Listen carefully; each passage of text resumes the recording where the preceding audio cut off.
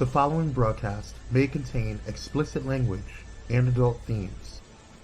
Viewer discretion is advised. The opinions expressed in this broadcast are those of the hosts, talent, and guests, and do not reflect the opinions, views, and standards of Pyro Media Enterprises, affiliates, subsidiaries, or its members.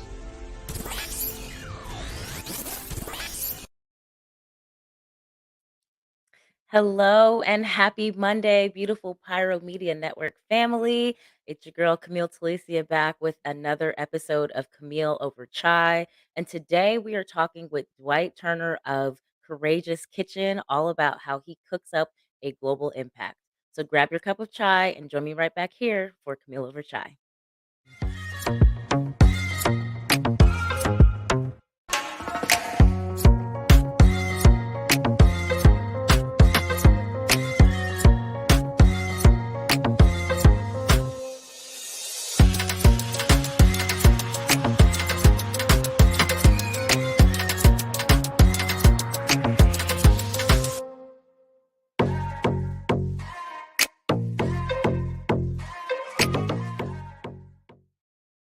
Hey guys, welcome back.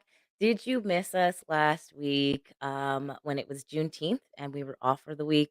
How did you celebrate Juneteenth? I went to a little cookout. I rested, then I went to a cookout and ate some good soul food.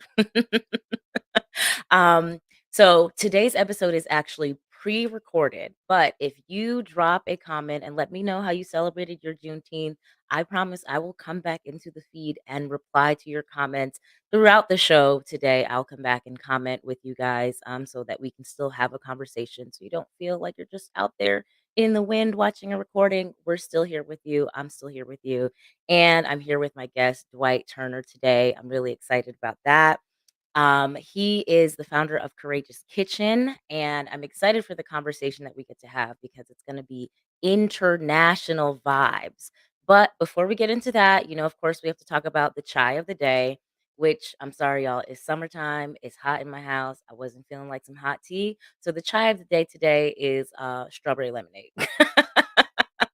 But if you recall, my guest, Sheba, my last guest, Queen Sheba, where she was talking about merch and things like that, I decided that I would come back with the Goddess Vibes mug that I am actually going to start reproducing for the Camille Over Chai family. So in the next few weeks, look out for that being available. You may also notice behind my microphone, let me move this real quick. This my Goddess Vibes t-shirt that actually matches the mug. So, in following the guidance of smart people, I'm gonna make these things available to you guys in the next few weeks. So look out for that announcement, or you can just keep an eye on CamilleOverChai.com for when the big merch tab comes up on the site. Okay, so with that, you saw the mug of the day, you saw the chai of the day. So let's actually just get into my guest. Let me introduce y'all, pull up his bio and I'm gonna read it to you guys. Okay. So Dwight, by the way, I know Dwight because we went to high school together. I'm telling you, putting the show together has really allowed me to just see that I have a fantastic and amazing network. So let me tell you about Dwight. Dwight is a native Atlantan whose travels took him to the other side of the globe. In love with city hopping since he was young, he started his first journey to live abroad after being selected as an ESL teacher in Thailand's Palace School in 2006. Okay, Dwight. He returned to Thailand in 2009 to combine his passion for food and teaching into a nonprofit called Courageous Kitchen. The organization started out teaching English to children in marginalized communities in Bangkok. However, later Dwight and his business partner Christy, I'm sorry, Dwight, you're gonna have to give me the proper pronunciation of her last name. They agreed to add cooking to the curriculum. A safe place to fail is an easy place to learn, is one of the quotes that Dwight says, who believes how young people experience the kitchen can be a microcosm of how they experience the world. Oh, I love that. Dwight and Christy also found the kitchen to be a great hands on place to practice English, encourage better nutrition, and empower young people to be creative. To raise funds for these efforts, they launched a cooking class in 2017, and the class became a fun way for tourists visiting Bangkok to learn popular Thai dishes while giving back during their travels. Today, Courageous Kitchen is featured on Airbnb as a social impact experience and has hosted over 1,000 guests in person and even more in online cooking classes. The online cooking classes, which started during the pandemic, have included guests from companies like LinkedIn, GoPro, and the London Stock Exchange. Okay, lastly, when not teaching Thai food, Dwight encourages everyone in his classes or community to eat better. He does this by focusing on combining introductory kitchen techniques with African and African American heritage foods. He loves helping people find the collision of health, healing, and heritage through food. Oh, I'm so excited. Please welcome to the show with our virtual applause, Dwight K. Turner. Woo!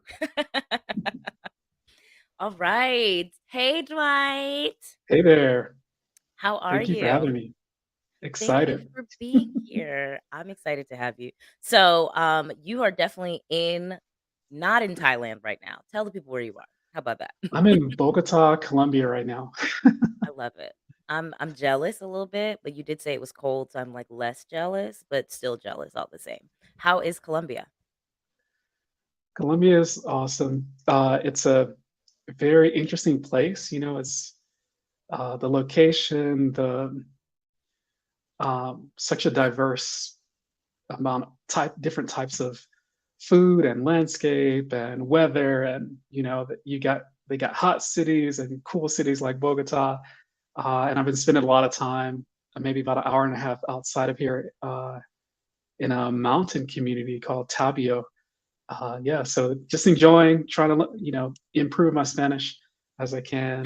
It's difficult because all the Thai comes into my brain when I want to speak Spanish, but Uh-huh. I'm loving it here, and it's cool to have a place close to Atlanta, close to home, where my family is, that I can duck out for a little bit. Right. I love it. Okay, so before we get into the questions, I ask all my guests three things when they first come on. So, number one, what are you sipping on today? Right now, I'm drinking water, as we say. Um, but I'm washing down hot chocolate that I had and some papaya juice. Oh, okay. Man, I could Colombia is not great stand papaya. for fruit, so there's all sorts of fruit juices here. Okay, I mean, I love it in understood, all forms. definitely. Papaya?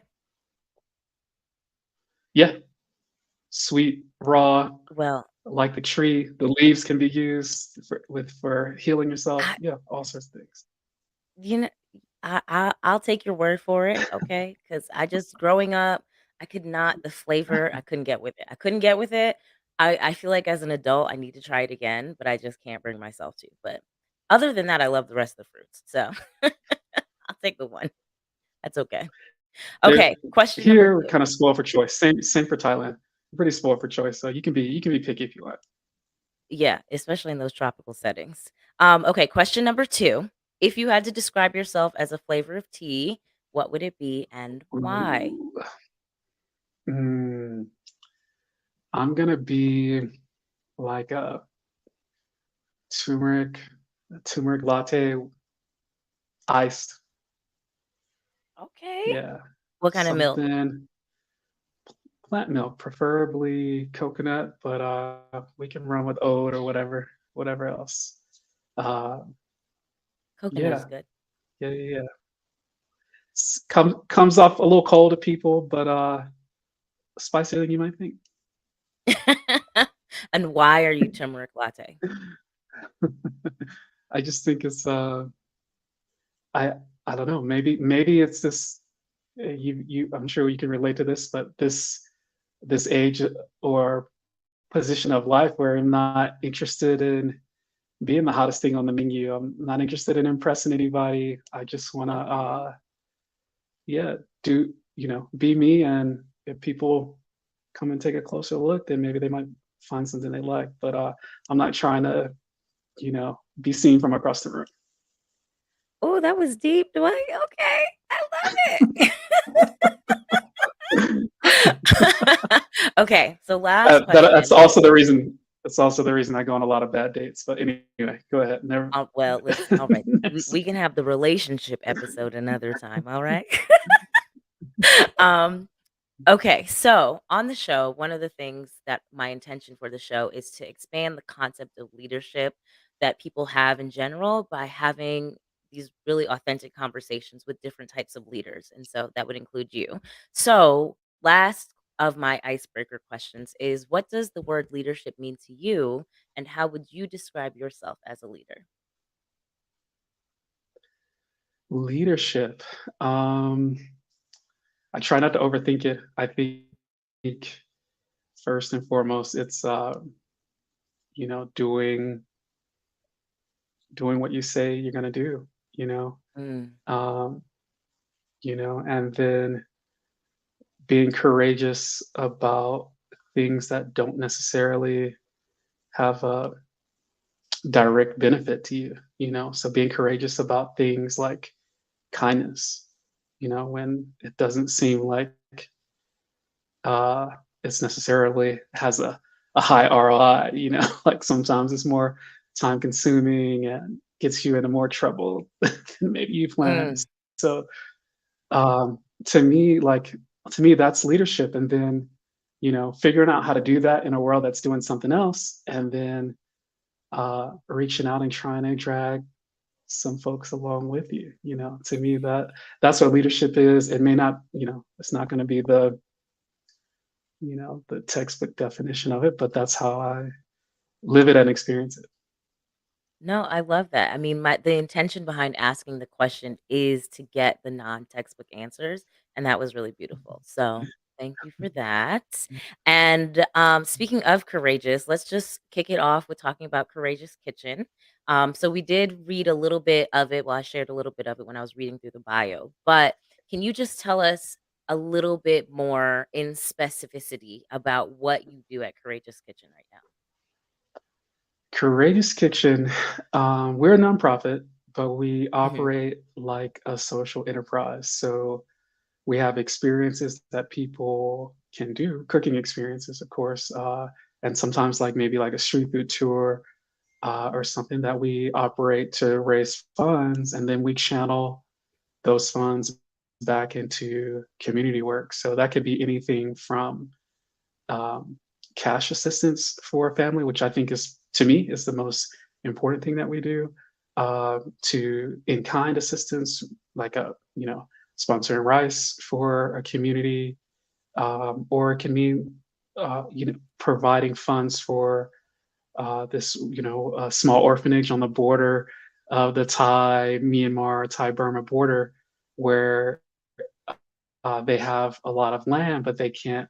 You know, the kids are young and the staff is small, so they actually need a little bit just funds to help maintain their gardens and things like that. And it's things that we're happy to help with because they are able to use that to feed themselves and also to help the surrounding community. So that's what we do in a nutshell. Basically, just trying to make as big an impact with food and giving people an outlet to get back with us in like tasty, fun ways. That's really dope, and I didn't even realize you had so many arms to the way that you are serving the communities out there. Um, yeah, okay, because I have more questions, but I'm like, let me stick to what I have because I feel like they might come up in those questions. All right. So, before now, I read the website also as well, okay?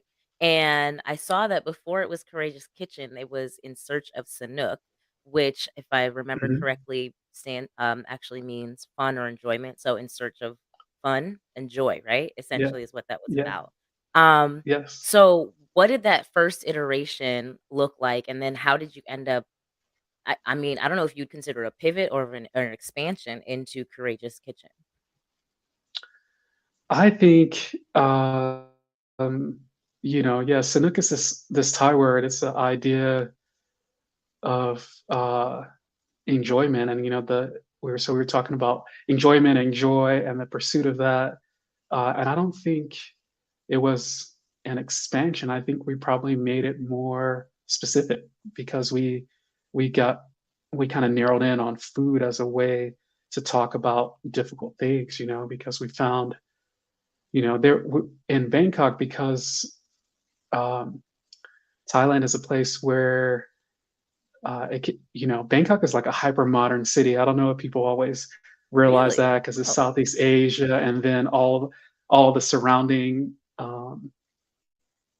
countries. There's a bit of a wealth vacuum and power vacuum and all of that. But you come to Thailand, and of course, yes, you have definitely like the poverty is visible. There's slums around, but there's also like a lot of high-rise buildings, and the malls are nicer than in the U.S. The public transportation is clean and easy to use, and so yeah, it's a place where you have a lot of nonprofits set up, and there's a lot of work happening in different communities. And so what ended up happening when I was looking for a way to give back, a lot of the things that were most interesting for me to do that wasn't a big overlap with other organizations were also the most difficult things to do. And that was things like working in refugee communities, working in the slums, working in sex work and things like that. That yeah, were just kind of tough to get people excited about. It wasn't pictures of puppies or something. Especially when you're asking people to give money. It's tough when yeah. they're like real gritty, like people issues. And so what we realized is that uh, we started teaching the kids to cook. That was one thing, but when we started talking to people about that teaching and started doing things like having dinners, having food festivals, instead of just maybe your more standard fundraiser, we got a lot more interest. And so instead of trying to get you know you know trying to do the same thing and getting a disappointing result, when I saw people get excited about food, I was like, "Hey, let's run with this." It's exhausting trying to talk to people about refugees. It's something like hyper politicized all around the world, in the U.S., in Thailand, and other places I've been. So it's a really difficult issue to raise money for and to get people interested in unless they've experienced it themselves. If they've experienced it, then they're like, "Hey, look, I love what you're doing. I want to be a part of this." Um, Mhm. but the for the majority of the population, that's not the case. Mhm. So, Yeah. you and your partner, Christy, and will Mhm. you pronounce her last name for me so I can say it correctly? Um, I think she would probably Inu say Inuvong or Inuwong, but Inuvom. uh, yeah, Inuong, Inuvong, yeah, yeah, okay. yeah, Okay. yeah. But Christy, yeah, Christy Christy, Inuvom. she's Christy. Um, so you guys took the idea of essentially teaching the cooking classes, and you also said you did, festivals? Were you providing the food? Were you cooking the food, or were you just showing people, like, how was that working? We launched, I think it was 2011, where we launched a food festival called Big Bite. And the idea, I mean, this is really different for Bangkok at the time. Now you can find all sorts of stuff like this, but all we did was we set up a food market, and we brought in a lot of um, the expat businesses and local businesses that we like. And we just said, "Hey, look, it doesn't cost much to have a table. But we do require you to offer people a tasting of whatever you're offering, and so yeah, we started doing small markets that way, like a occasional like quarterly market, and yeah, they did really well. And any other events that we could come up with, uh, yeah, That's so dinners cool. and collaborating with hotels sometimes, or other businesses that wanted to host us. And really that's how we really started out raising funds. That is really, really cool. And it's funny because I'm like, "Oh, we do those things in the States all the time, the food tastings and all of that." But to hear that you kind of brought some new innovation into Bangkok, like, do you feel any pride around that? Yeah, I feel like I'm a little bit over that phase, is because running events and things is exhausting. Exhausting, Um, but yes. uh, but yeah, to look back, it is definitely something I'm proud of. Good. As you should be, okay? Please, be proud of what you've created. Um, so I guess let me see where I want to go with this. All right, so the work that you do, you've mentioned the refugees, you've mentioned um the families living in poverty, and then I think you also said there was the place on the outskirts of the city. But like, how did these places end up on your radar in the first place? Because you went there to teach English. So how did all of these other causes that you're now supporting, how did they even end up on your radar?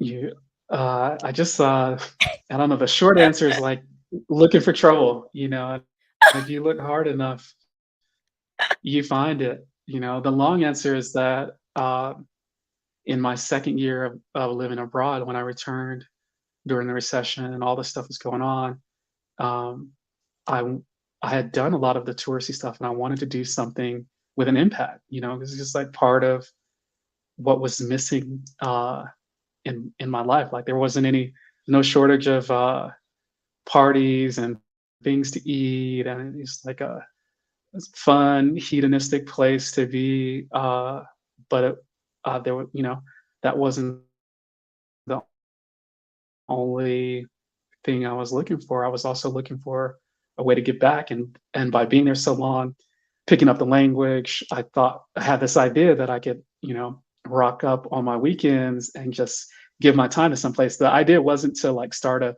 organization or anything like that. So, but I had a tough time uh, figuring out where I could get involved, and so uh, I just started volunteering to teach with some different organizations, um, and noticing that there were some gaps in like opportunities for the kids that they were serving. So, and yeah, so we started to take the funds from the parties and festivals and stuff that we were doing and pour it into teaching English. And then when I paired with Christy, whose background, she's like half Thai, half Lao, but doesn't speak Thai.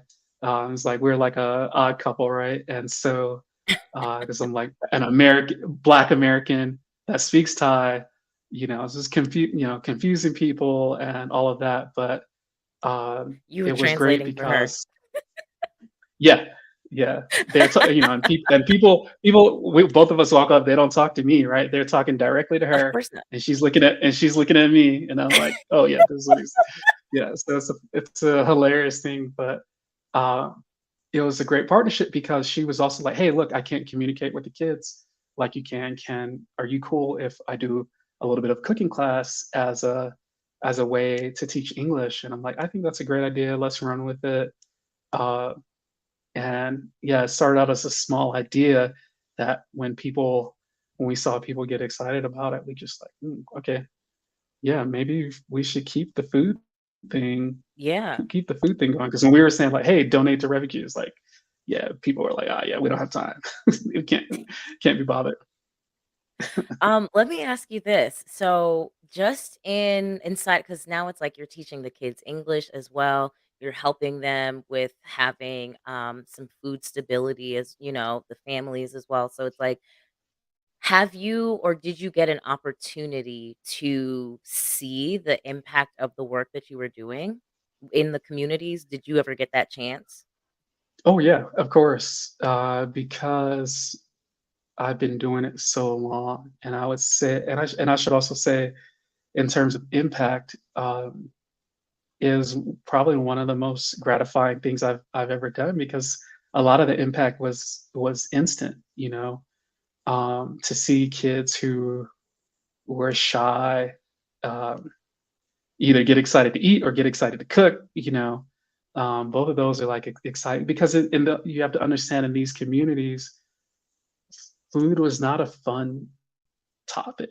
It wasn't Mm, something to get excited about. And so to go in with different ingredients and to make, teaching the kids how to be safe, to make the kitchen this place that all of a sudden wasn't so scary anymore, mhm. I think um, is something that was really rewarding. Yeah, and then it had layers to it because then also, yeah, they got to practice their English there. And they wanted to be there. It makes me think about kids that showed up showed up and had lunch, because we serve lunch and then we have cooking class after that, and some kids that didn't even necessarily want to come for the cooking class, but definitely showed up for two lunches, So even Not that, too, I think, in terms of the yeah, two lunches, didn't cook a thing, but just they were there. they're like, But I think I even can that in eat. terms of Mhm. impact in the community, in a place where the uh, food is scarce, like that, seeing the kids get excited uh, was great for me.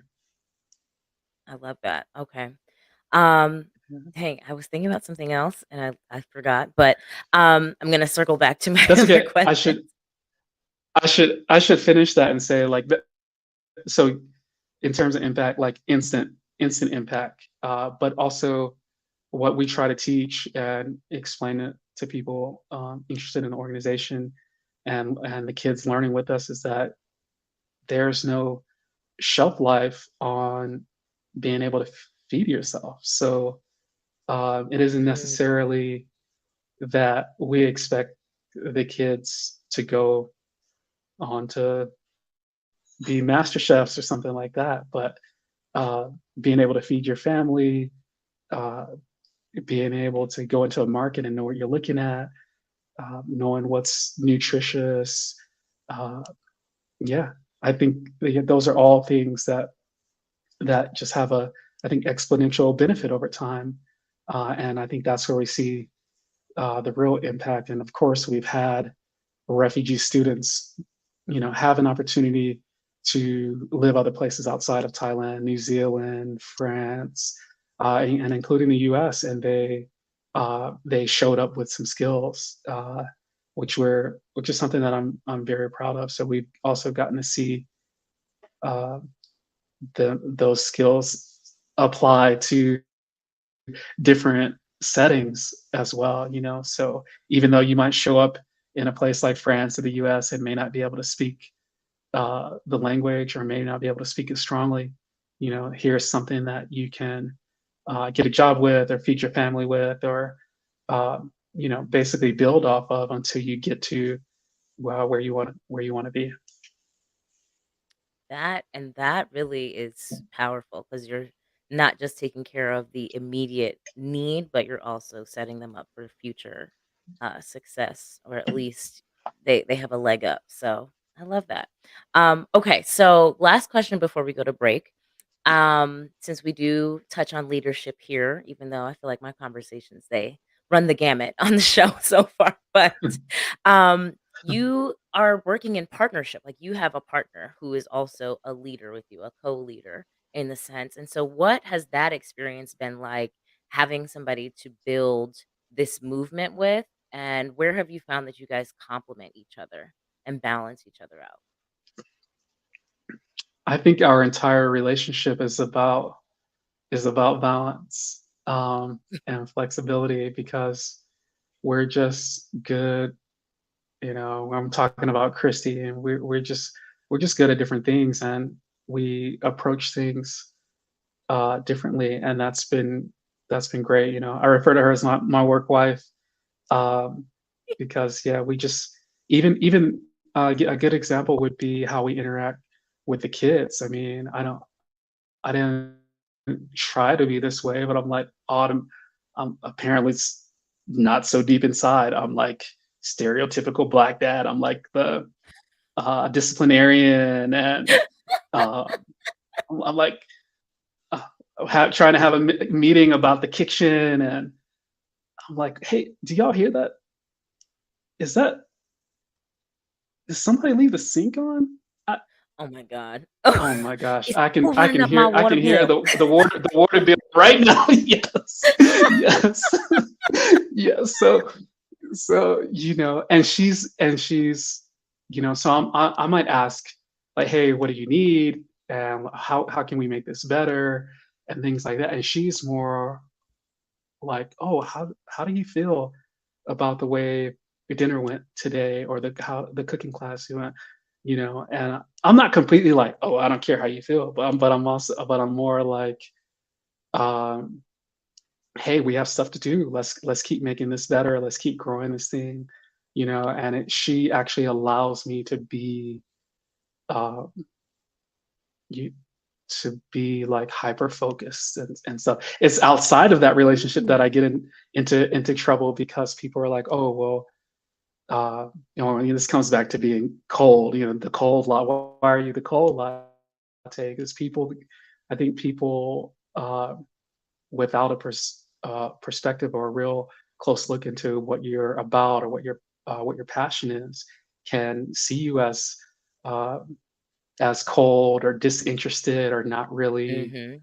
um, um, yeah, not really caring about things outside of uh, your passion and your purpose. So Yeah. it's a double-edged thing to be, to know what you love and be trying to do what you love. Because yes, interpersonally and even in romantic relationships and definitely friendships and family as well, I can see how that has definitely been a dynamic. But with Mhm. Christy, yeah, it really allows me to be myself. That's beautiful, and it's funny because when you were talking about the energy she brings, all I could think was, "Okay, she's bringing the feminine energy into the Yeah. space," and I mean, it is stereotypical in this sense because she's the woman, you're the man, but, like, one person is bringing in that more feminine energy, and then you're bringing in the masculine energy to create this really beautiful thing and find balance for each other, so I think it's beautiful, I love it. And we're gonna talk a little bit more in a moment. We may talk a little bit about your partnership, but I have some other questions. So we just gonna see where it flows. But right now, we're going to take a quick commercial break so that you can see everything else we got going on at Power Media Network. So go refill your drinks, guys, and we'll be right back with the rest of Camille over chai.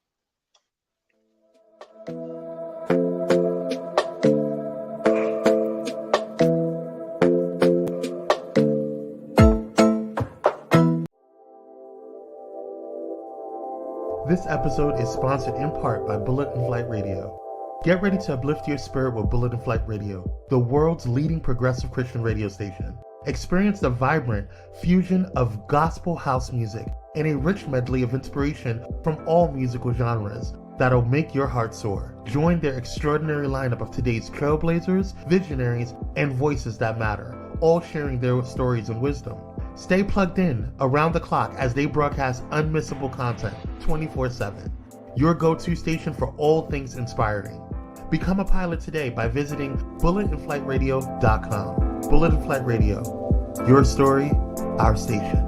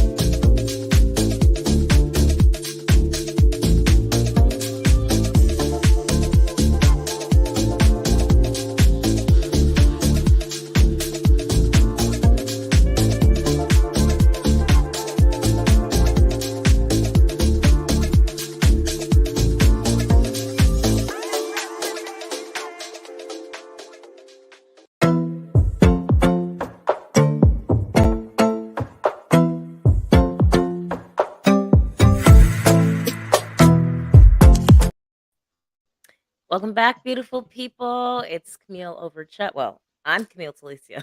This is Camille over chai. I have been talking with Dwight Turner of Courageous Kitchen, all about how he is cooking up a global impact. This has been a super fun conversation. But just as a reminder, we have pre-recorded this episode today, but that doesn't mean you can't still comment and leave your thoughts. And if you have questions, I will make sure they get back to Dwight and we get you an answer in the comments as well. So don't be afraid to use that comment section. If you have not already subscribed to Pyro Media Network here on YouTube, go ahead and just hit that subscribe button. Click the like if you're enjoying this conversation. And then if you want to be notified when any Pyro show is on, hit that bell to be notified. Um, all right, Dwight, we back. We're back in it.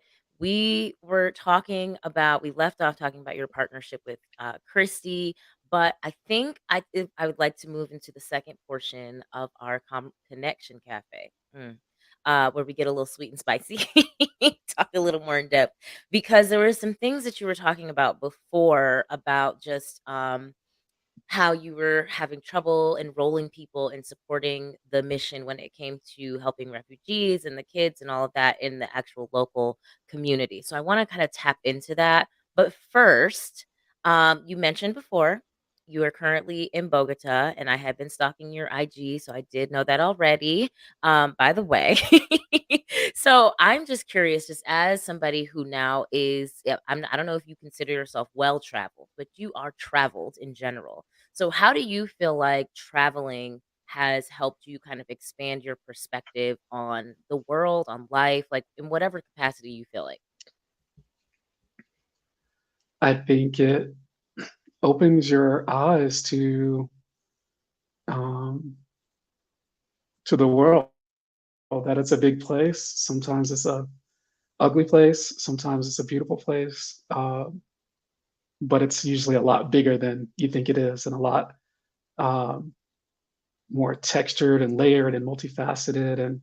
And so when you start to see outside of what you consider home or your comfort zone, or even eat outside of what you think might be normal, um, yeah, as you learn, you realize like, oh, I could keep doing this forever and not get anywhere, you know. And I think that is that could be scary to you, but I, I think can be exhilarating also. And yeah, it's fun um, to be able to experience that again and again, and to encourage others to get up, get out, see something new.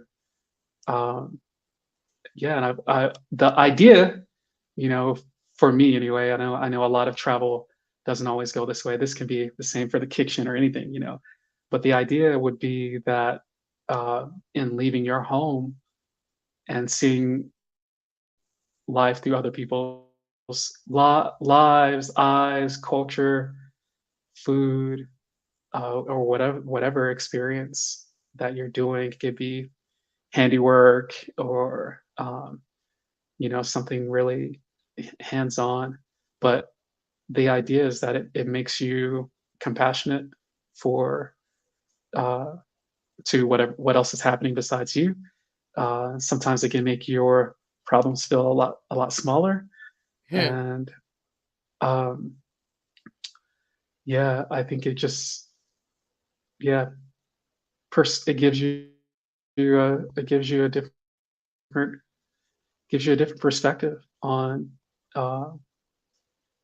on life, and yeah, what's important. Yeah. I'm inclined to agree, and I don't know if you remember this, but like, so my family is Jamaican, and so while Jamaica is like this tourist hotspot, everybody wants to go see Jamaica, pick up yourself, that sort of thing. I feel like even when I go there, I do sometimes stay at the resorts, but I've also stayed with family as well. So I've done the more touristy experience, but then I've also done the more local, inside of the culture experience as well. And if I'm being honest, sometimes I get a little bit annoyed at the travelers who come and they're literally just there to just be on the resort. They don't wanna learn anything about the country that they're in. They don't really wanna engage with the people who are from that country unless they're serving them in some capacity or, like, helping them on an excursion, you know?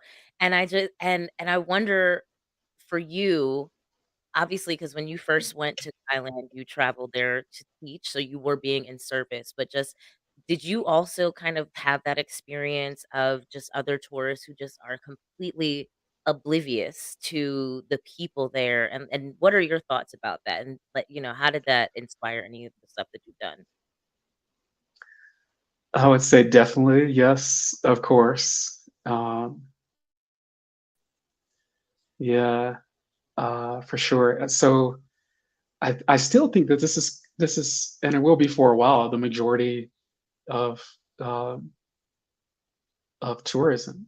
The nice thing now is Mhm. that people are starting to question those choices, the environmental impact, the social impact. Now there's a lot more discussion about it. Now it's easier to get online and search and find um, experiences, places to stay that are that have a better overall impact, um, in the places that you want to visit. So yeah, I, I think we have a long way to go, but I'm excited that uh, it's such a it's such a thing that people are more conscious of now. And we see that I see that with our cooking class as well. Because uh, we started out wanting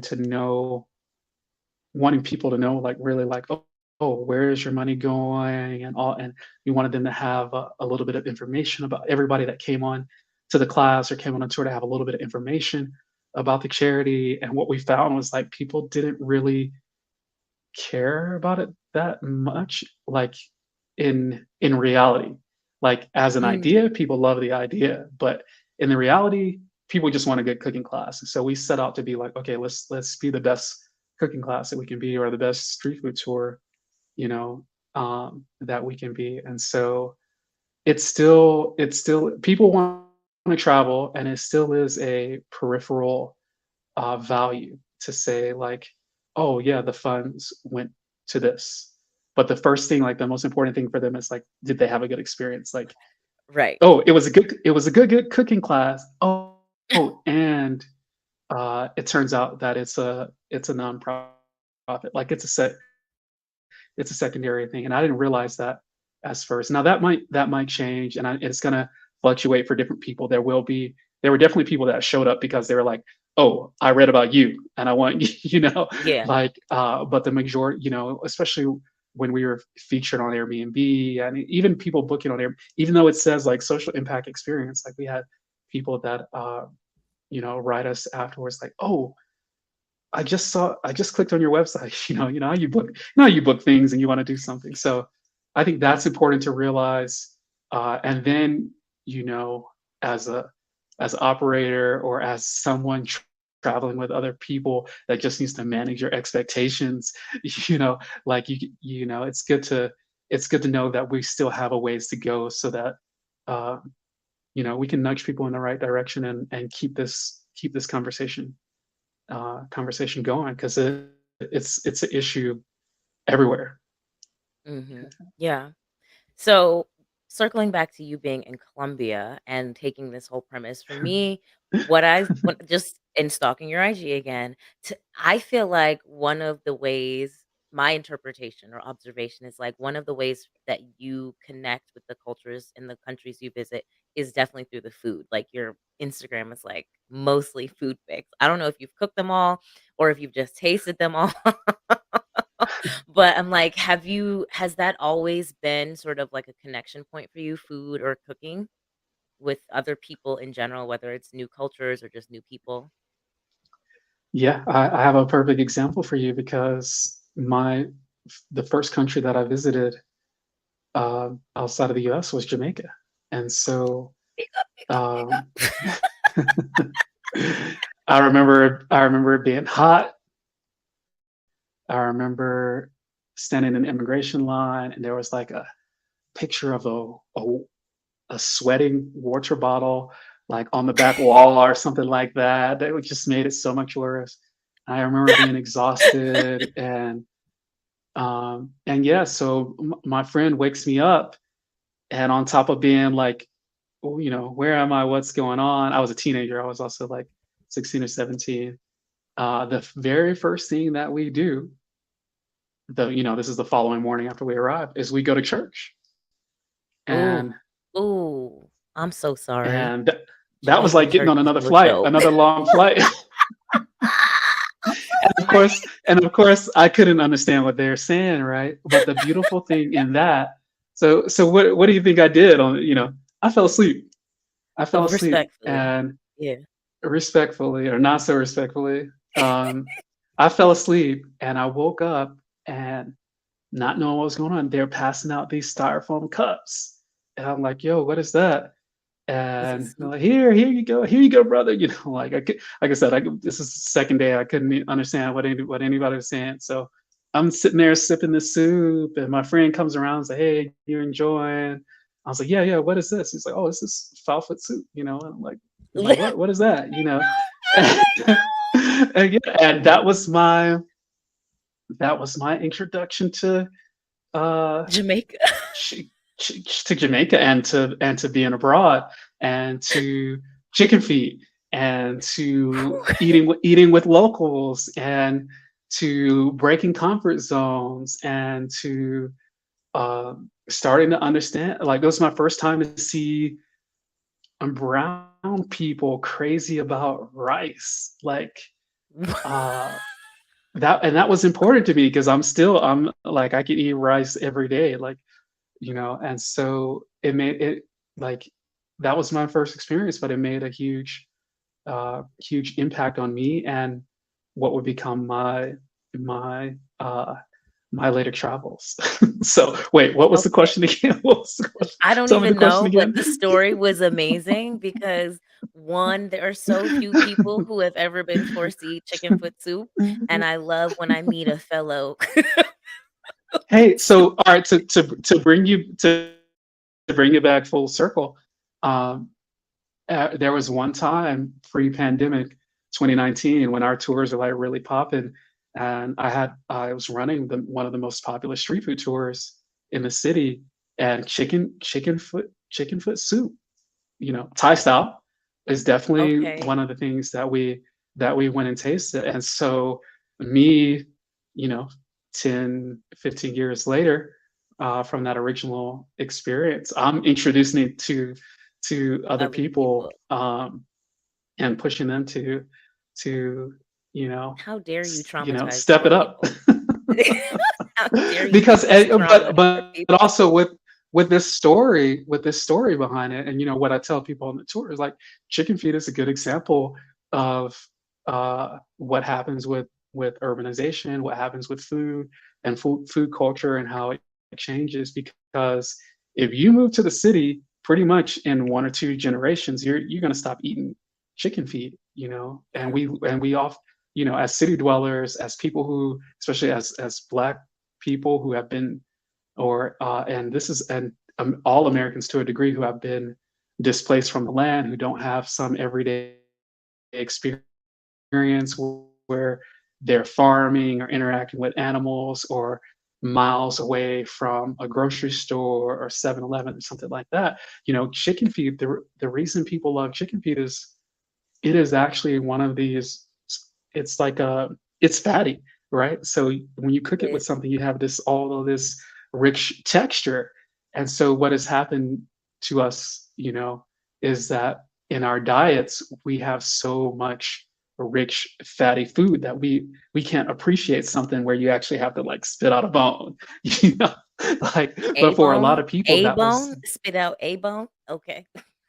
a bone, a toenail, or whatever. But for but for a lot A of bone. people, that would have been the rich, buttery thing, fatty thing in their diet, And so we can turn it down, but at least we need to have that perspective to say like, oh, Yeah. okay, this is the reason that I don't eat the same thing that my ancestors ate, or that I'm blessed enough to be able to eat something different. Yeah. I'm one of those weird people, because in terms of like eating meat and things like that, I'm like, if you're gonna eat meat, then eat all of it. Otherwise, like, what are you doing? Listen, So, but that that's you another gonna thing. Go eat the ahead. cow eye and the cow tongue as well. That's what you about to tell Or me. I'm not gonna have it. You know, I'm not That's gonna push oxtails on you and not have you eat the rest of it. Like, if it's not sustainable or whatever, yeah. So I'm not gonna. I think we have to keep it in a full perspective. You know what? Yeah. I respect that, Dwight. I do respect that. And I wish that we could talk more. There's so many other things that I wanted to talk about in regards to this cultural expansion, but we got to go take our last commercial break of the show, y'all. And then when we get back, we're going to let it steep and get some final thoughts from Dwight before we close out today's episode. So stick around.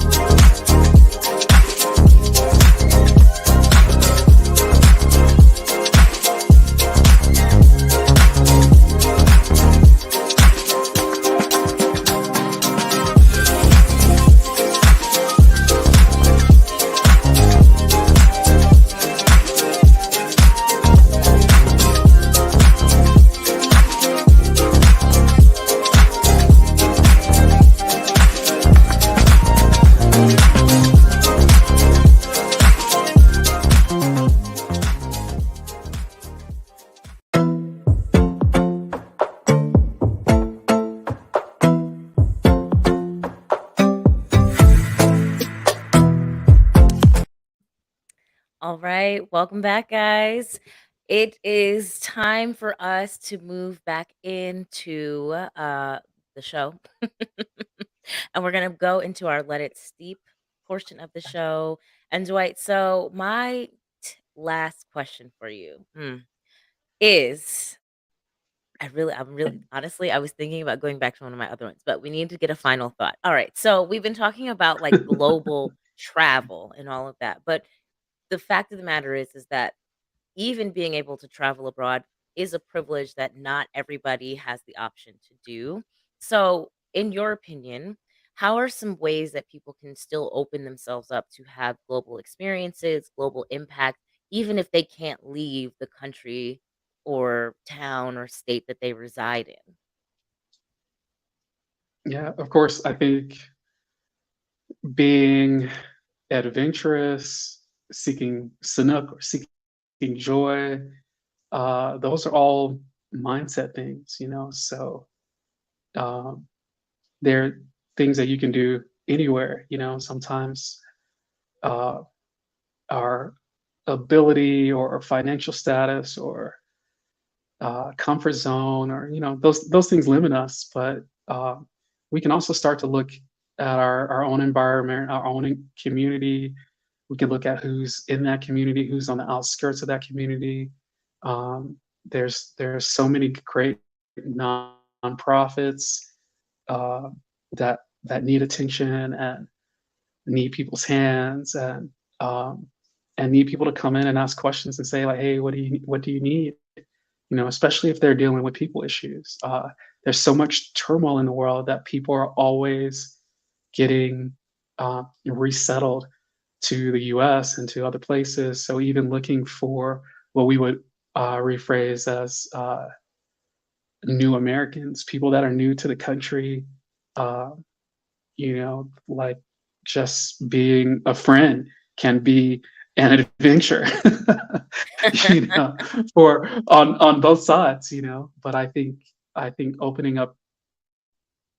yourself to that is a beautiful thing with all the risk and reward that comes along with that. So uh, I think if we open our eyes, like it's all around us, and sometimes there's you know some things that you might be of value to you, like oh, being able to experience someone else's food culture or something like that. But I don't think I don't as Americans, I don't think we have to go uh, you know, typically we don't have to go too far to to be able to experience that. Unfortunately, you know, our political climate and TV, uh, so many of the mainstream influences kind of keep us wanting to build walls as big as we can, you know. So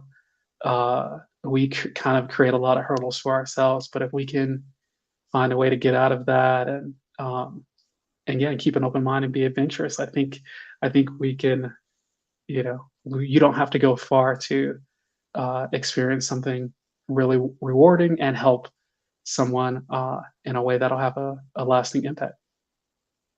That's beautiful. I love that. Okay, guys. So, um, before we go, Dwight, can you please Mhm. let everybody know how they can find you on the internet, as far as social media and website? My most updated thing is probably my Instagram at BKK Fatty. That's the airport code for Bangkok. So yeah, and Fatty like it sounds, Fatty. So BKK Fatty is a quick way to reach me. And yeah, we're courageouskitchen.org. We're working right now on getting our website updated. We're also have you can find our Airbnb experiences there, where we'll jump on a Zoom call or welcome you into our spot in Bangkok to cook up some Thai food. And yeah, you can shout at me if you're interested to cook some other food as well. If it's a Juneteenth themes and things like that, you know, I love to uh, have these same rich conversations that we're having right now, while also teaching a little bit of cooking at the same time. So Oh, yeah, yeah. I I would love love that. to talk to more of you, and uh, I'm really appreciative of you having me on to talk food and travel and all of these fun things and social impact. Absolutely, my pleasure. Thank you so much for joining us again. All right, guys. So that is it for us today on Camille Over Chai. Next week is actually going to be 4th of July. It's the day before 4th of July, so we will not have a show. So we'll be back the second week of July. Um, and so I look forward to seeing you guys then. Thank you again, Dwight. If you guys want to connect with me, you know where to find me on the interwebs. Don't forget to like, comment, subscribe, share this video, and we will see y'all next week. Until then, be blessed, be amazing, and be intentional. Bye, guys.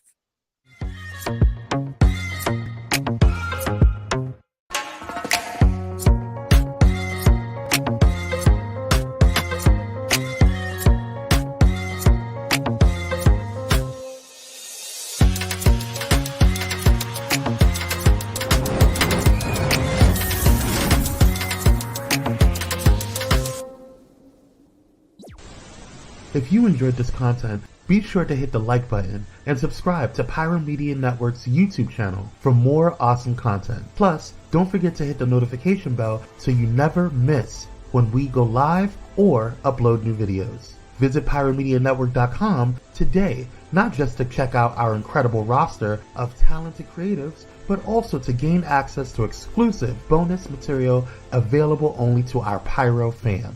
Show your support for this Black-owned indie network by donating today. Help us keep igniting brands everywhere.